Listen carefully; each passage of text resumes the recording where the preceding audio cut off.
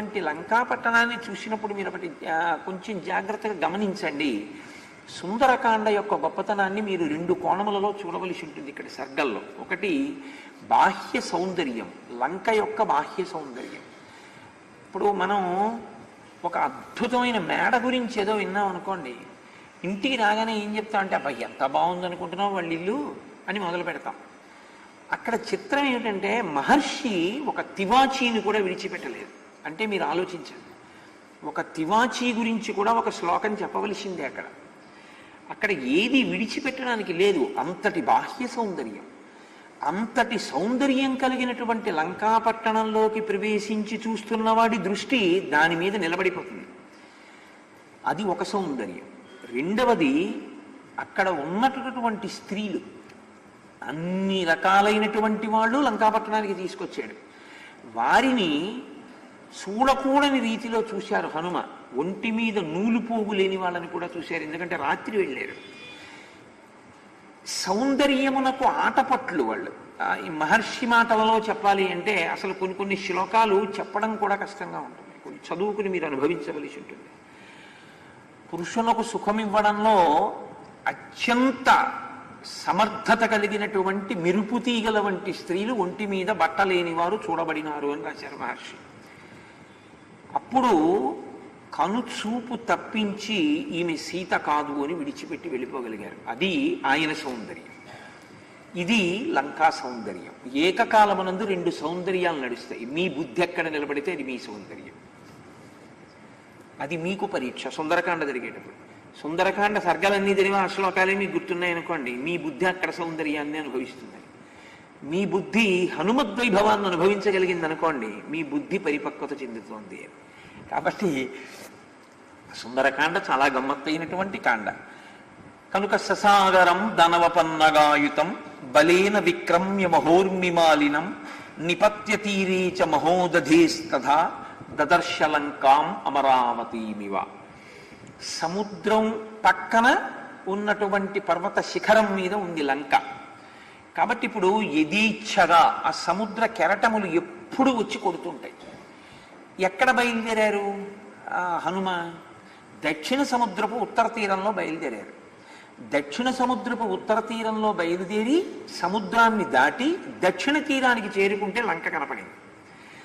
దక్షిణ తీరానే ఉండేది లంక. మీరు ఎప్పుడు బాగా ఈ మాటని జ్ఞాపకం పెట్టుకుని చూడవలసి ఉంటుంది సుందరకాండలో. లంక ఎక్కడుంటుంది? దక్షిణ తీరంలో ఉంటుంది. అయోధ్య ఎక్కడుంటుంది? సరయూ ఒడ్డునుంటుంది. హిమాలయాలు ఎక్కడ ఉంటాయి? ఉత్తర దిక్కునే ఉంటాయి. కైలాసం ఉత్తర దిక్కునే ఉంటుంది. ఉత్తర దిక్కున కూర్చున్నవాడు దక్షిణ దిక్కును చూస్తుంటాడు. దక్షిణాన్ని నుంచి ఉత్తరానికి నమస్కారం చేసిన వాడికి మృత్యు భయం లేకుండా చేయగలిగిన వాడు మృత్యుంజయుడు అక్కడ కూర్చుని దక్షిణాన్ని చూస్తాడు దక్షిణామూర్తిగా. మన వాళ్ళు ఏది మాట్లాడినా చాలా వైభవోపేతంగా ఉంటాయి ఆ మాటలు. ఇప్పుడు దక్షిణ తీరాన లంక ఉన్నది అంటే దీంట్లో ఒక చమత్కారం ఉంది. ఎప్పుడూ కూడా దక్షిణం అనేటటువంటిది యమధర్మరాజు గారి యొక్క దిక్కు. దక్షిణానికి తిరిగి నమస్కారం చేస్తే యమధర్మరాజు గారి యొక్క అనుగ్రహం కలుగుతుంది. యమధర్మరాజు గారి అనుగ్రహం కలిగితే ఏం చేస్తుంది? ఆయన చేయగలిగింది ఆయన చేస్తాడు కదా. కాబట్టి యమధర్మరాజు గారి యొక్క సదనాన్ని చేరుకోవాలన్నా, శరీరము రోగగ్రస్తము కావాలన్నా దక్షిణ దిక్కుకి తిరిగి ఎక్కువ నమస్కారం చేయాలి. రోగం వస్తే బాగుండు అనుకున్నారనుకోండి, దక్షిణ దిక్కుకి ఎక్కువ నమస్కారం చేయాలి. అంటే అదే యమధర్మరాజు గారికి ఇంకో శక్తి కూడా ఉందండో. ఆయన అనుగ్రహిస్తే రోగం లేకుండా కూడా చేస్తాడు. కానీ సాధారణంగా దక్షిణ దిక్కుకి తిరిగి చేస్తే వచ్చేటటువంటి ప్రయోజనం మాత్రం ఒక గృహస్థు కోరుకోకూడనిది కనుక దక్షిణ దిక్కుకి నమస్కారం చెయ్యవద్దని చెప్తారు పెద్దలు. పెద్దలేమి ఎక్కడైనా అంతే. నిన్న మీరు సుందరకాండలో విన్నారుగా, అంజలిన్ ప్రాముఖ కుర్వన్ పవనాయత్మయోనయే. తూర్పు దిక్కుకి తిరిగి నమస్కారం చేశారు తప్ప దక్షిణానికి ఎడుతూ దక్షిణానికి నమస్కారం చేయలేదు. ఇది మీరు తెలుసుకోవలసిన విషయం. ఎందుకో తెలుసా అండి? నమస్కారం చెయ్యడం ప్రధానం కాదు. నమస్కారం చేసేటప్పుడు మీ నమస్కారం ఎవరికి చేద్దామనుకున్నారో వారికి అందే ప్రయోజనం మీకు వస్తుందా లేదా ప్రధానం. మీకు నేను ఈ సందర్భంలో ఒక మాట చెప్పవలసి ఉంటుంది. ఒక జగద్గురువు దగ్గరైనా సరే మీరు దక్షిణ దిక్కుకి తిరిగి నమస్కారం చేస్తే ఆయనకి వెళ్ళదా నమస్కారం. భారతీ తీర్థస్వామి కానివ్వండి, పరమాచార్య స్వామివారే కానివ్వండి, ఇక్కడికి వచ్చి ఇలా కూర్చున్నారనుకోండి, మీరు దక్షిణానికి తిరిగి నమస్కారం చేశారనుకోండి, ఆ నమస్కారం ఆయనకి వెళ్ళదు. ఆ నమస్కారం యమధర్మరాజు గారికి వెళుతుంది. మీరు తూర్పు దిక్కుకి తిరిగో లేదా ఇంకొక దిక్కుకు తిరిగో నమస్కారం చెయ్యాలి, కానీ దక్షిణానికి తిరిగి మాత్రం చేయకూడదు.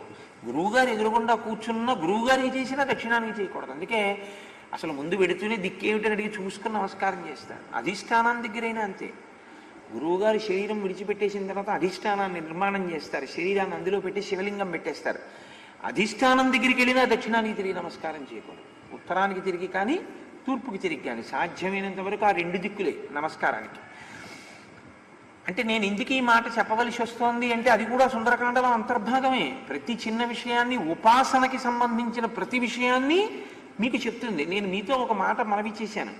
నమస్కారము మీ బాధ్యతని అవతల వారి యందు నిక్షేపిస్తుంది.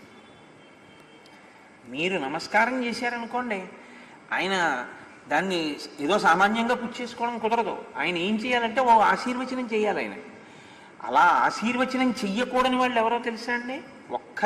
ఒక్క సన్యాసి చేయకూడదు. సన్యాసి ఆశీర్వచనం చేయరు. సన్యాసి ఏం చేస్తారు అంటే, ఆయన సన్యాసి నమస్కారాలన్నీ పుచ్చుకొని మీకు ఆశీర్వచనాలు చేస్తూ కూర్చున్నారనుకోండి, ఇంకా ఆయన ప్రయోజనం ఏమిటి? సన్యాసి ఎప్పుడూ ఆశీర్వచనం చేయకూడదు. సన్యాసి ఏమనాలంటే నారాయణ నారాయణ నారాయణ అనేటప్పుడు నాలుకతో అనడం కాదు, లోపల ఎప్పుడూ ఒక భావన ఉండాలి. వీళ్ళందరినీ ఉద్ధరించేవాడివి నువ్వు, కాబట్టి పీఠంలోకి వెళ్ళి నమస్కారం చేసి ఎంతమంది చేశారో అంతమంది నమస్కారాలు అటువైపుకి తిప్పేయాలి. కాబట్టి నారాయణ నారాయణ నారాయణ అంతే తప్ప ఆయన మళ్ళీ వెంటనే ఆయుష్మాన్ భవ అందరూ. అది ఎవరనాలంటే గృహస్థాశ్రమంలో ఉన్నటువంటి గురువులు ఆశీర్వచనం చేయాలి. ఇప్పుడు మీరు ఒక నమస్కారం చేస్తే ఆయన మీకు ఆశీర్వచనం చేయాలంటే మీ బాధ్యత ఆయన తీసుకోవాలి. మీ బాధ్యత ఆయన తీసుకోవాలి అంటే ఆయన ఆ నమస్కారం అందితే కదా మీకు ఆయన చేయడం ఆశీర్వచనం. మీరు ఆ దిక్కుకి తిరిగి చేయకుండా మీరు అన్ని దిక్కులకి చేసిన నమస్కారంతో ఆయన మీకేం ఆశీర్వచనం చేస్తారు? కుదరదు. ఆయన కూడా చేయలేరు. అప్పుడు ఆయన ఆ నమస్కారం ఆయనకు అందదు. కాబట్టి దక్షిణ దిక్కుని పరిహరించవలసి ఉంటుంది నమస్కారంలో. కాబట్టి ఇప్పుడు దక్షిణాన లంక ఉంది అంటే శరీరములన్నీ దక్షిణానికే వెళ్ళిపోతాయి. ఊరికి దక్షిణ దిక్కున శ్మశానం ఉంటుంది ఎప్పుడును. ఏ శరీరములైనా సరే ఏం తోచట్లేదండి, కాలక్షేపం లేదు, అలా ఓసారి అలా శ్మశానానికి వెళ్ళొద్దాం ఏంటని ఎవరు అనరు. అలా ఎవరంటారు? అలా ఎవరు అనరు. కానీ ఎప్పుడూ నేను వెళ్ళను అన్నా చిట్ట చివర వెళ్ళిపోవలసింది మాత్రం శాశ్వత చిరునామా అదే, అక్కడికే వెళ్ళిపోతుంది. పుట్టినటువంటి ప్రతి శరీరము కూడా పెరిగి పెద్దదై వికారమును పొందిన తరువాత ఎక్కడ అంతరించిపోతుందంటే, ఎక్కడ లయమైపోతుందంటే పంచభూతాల్లోకి శ్మశాన వాటికి ఎందు లయమైపోతుంది. కాబట్టి మీరు లంక దక్షిణ తీరమున ఉన్నది అన్న మాటకు అర్థం ఏమిటంటే, ఈ శరీరమును యోగిగా చూస్తున్నారు హనుమ. అందుకే ఓం యోగినే నమః అని హనుమకి అష్టోత్తర శతనామ స్తోత్రంలో ఒక నామం. ఆయన యోగి పుంగవుడు. యోగి అంటే పతంజలి యోగ సూత్రాల్లో అనేన యుజ్యతే ఇతి యోగ అని. ఆయన ఏది ఒక్కటో, ఏది సత్యమో, ఏది శాశ్వతమో ఆ సత్యము తానుగా నిలబడి, ఏది అసత్యమో, ఏది కాలమునందు వికారమును పొందుతుందో, ఏది కాలమునందు పుట్టి కాలమునందు పెరిగి కాలమునందు వెళ్ళిపోతుందో ఆ వెళ్ళిపోయేదాన్ని వెళ్ళని దానిగా ఉండి చూడడం యోగి లక్షణం. మీరు పట్టుకున్నారో లేదో? మనం వెళ్ళిపోయేది మనం అనుకుంటాం, వెళ్ళనిదేదో అది తెలుసుకుని అది నేనని నిలబడతాడు. అంతే తేడా యోగికి మనకి.